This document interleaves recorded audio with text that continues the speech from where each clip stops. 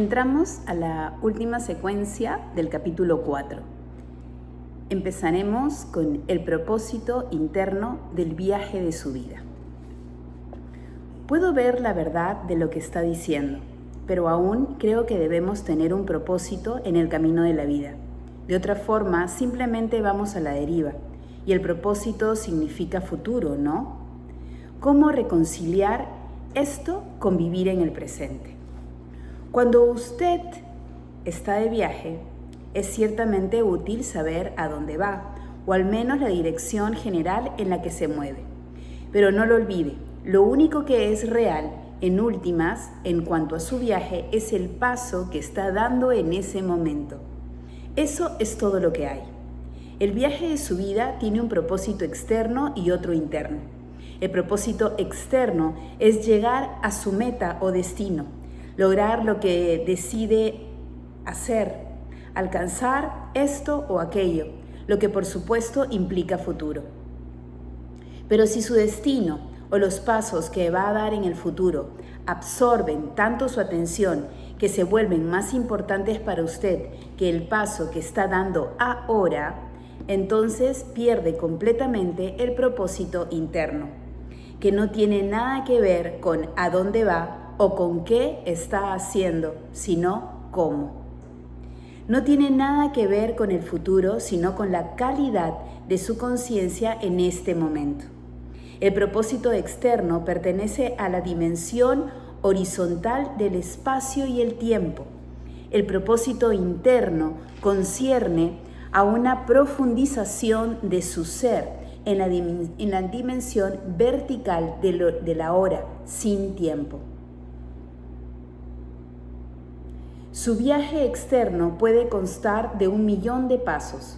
Su viaje interno solo tiene uno, el paso que está dando ahora mismo.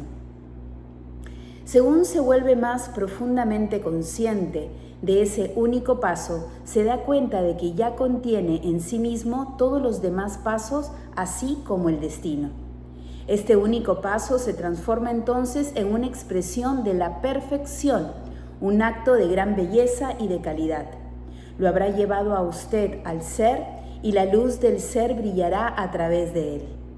Este es a la vez el propósito y el logro de su viaje interior, el viaje hacia usted mismo.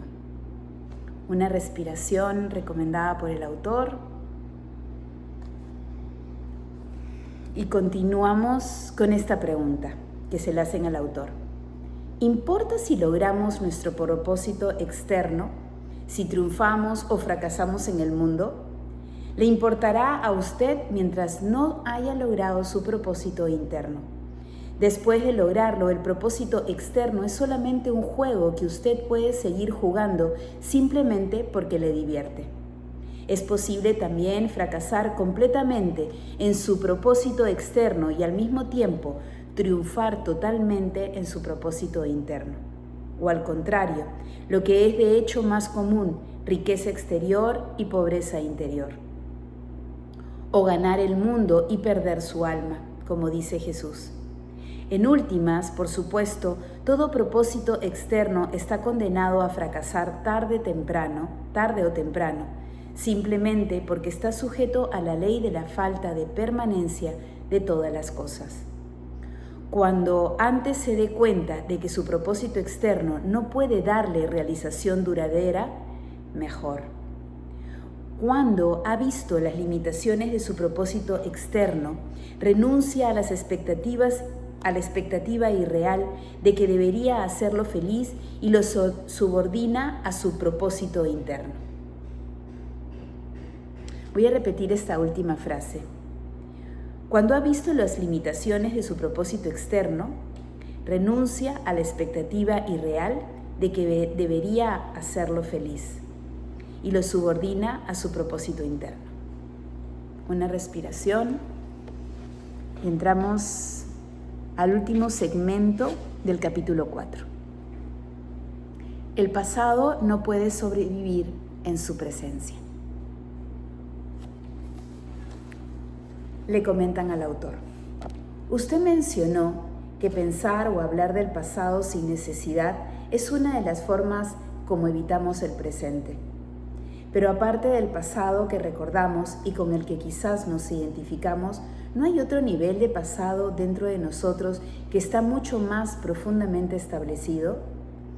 Hablo del pasado inconsciente, que condiciona nuestra vida, especialmente por medio de las experiencias de la infancia, quizá incluso de experiencias de vidas pasadas. Y además está nuestro condicionamiento cultural, que tiene que ver con dónde vivimos geográficamente y el periodo de tiempo histórico en el cual vivimos. Todas esas cosas determinan cómo vemos el mundo, cómo reaccionamos, qué pensamos, qué clase de relaciones tenemos, cómo llevamos nuestra vida. ¿Cómo podríamos alguna vez llegar a ser conscientes de todo eso o librarnos de ello? ¿Cuánto tiempo llevaría eso?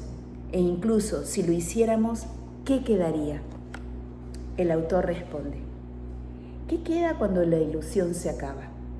No hay necesidad de investigar el pasado inconsciente en usted, excepto en cuanto se manifiesta en ese momento como un pensamiento, una emoción, un deseo, una reacción o un evento externo que le ocurre a usted.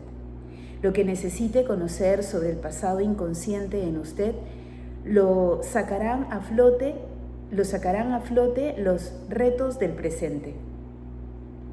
Lo que necesite conocer sobre el pasado inconsciente en usted lo sacarán a flote los restos del presente. Si usted ahonda en el pasado, se convertirá en un pozo sin fondo. Siempre hay más. Usted puede creer que necesita más tiempo para entender el pasado o ser libre de él. En otras palabras, que el futuro lo liberará del pasado eventualmente.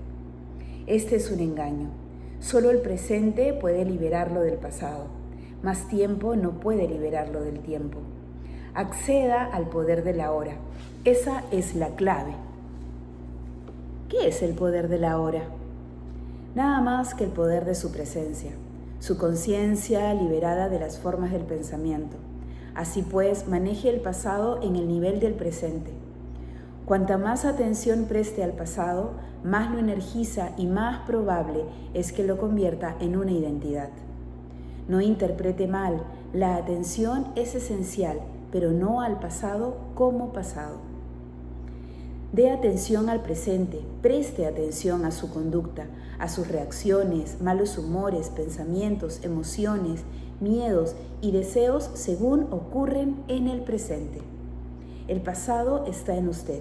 Si usted puede estar suficientemente presente para ver todas esas cosas, no crítica o analíticamente, sino sin juzgar, está manejando el pasado y disolviéndolo con el poder de su presencia. No puede encontrarse a sí mismo yendo hacia el pasado. Se encuentra a sí mismo viniendo al presente. Le preguntan al autor: ¿no es útil entender el pasado y así entender por qué hacemos ciertas cosas, reaccionamos de cierta forma o por qué creamos inconscientemente nuestro tipo particular de drama, nuestros patrones de relaciones y así sucesivamente? El autor responde: según se vuelve más consciente de su realidad presente, usted puede tener ciertas comprensiones súbitas de por qué su condicionamiento funciona de esa forma particular. Por ejemplo, por qué sus relaciones siguen ciertos patrones y puede recordar cosas que ocurrieron en el pasado y verlas más claramente. Eso está bien y puede servir de ayuda, pero no es esencial. Ese es el agente transformador. Así pues, no busque entender el pasado, por el contrario, sea tan presente como pueda. El pasado no puede sobrevivir en su presencia, solo puede sobrevivir en su ausencia. Regreso a esta última frase. El pasado no puede sobrevivir en su presencia, solo puede sobrevivir en su ausencia. Nos quedamos en el capítulo 4, a profundizarlo y a dejar que se sienta e interiorice. Gracias por acompañarme en este capítulo. Namaste.